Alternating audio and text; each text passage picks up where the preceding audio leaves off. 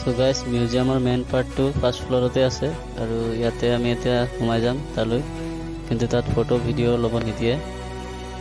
চ' এনেই চাব পাৰি আৰু তাত গোটেইখিনি ৰিয়েৰ বস্তু আছে।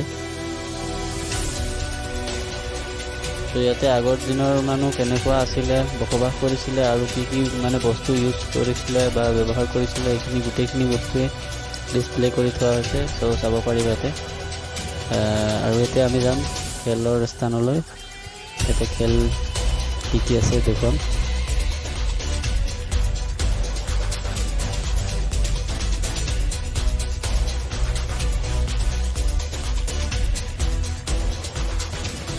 তো এইখন হ'ল ইলেক্ট্ৰিক কাৰ, 3খন নে 4খন আছে। সেইখিনি ল'ৰা ছোৱালী যদি আহে চলাব পাৰিব।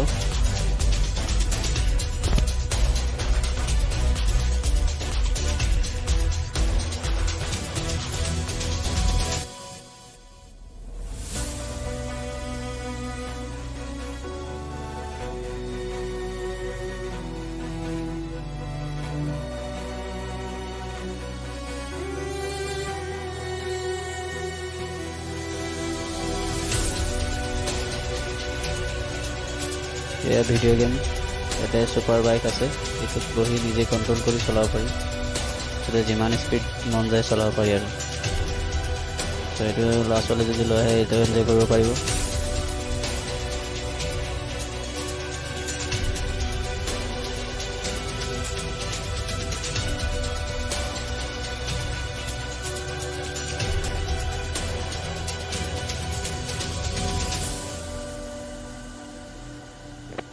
চ' এয়া হ'ল মিউজিয়ামৰ বেক চাইডটো, আৰু ইয়াতে ল'ৰা ছোৱালী খেলিবৰ কাৰণে খেলনা আছে, খেলিব পাৰিব।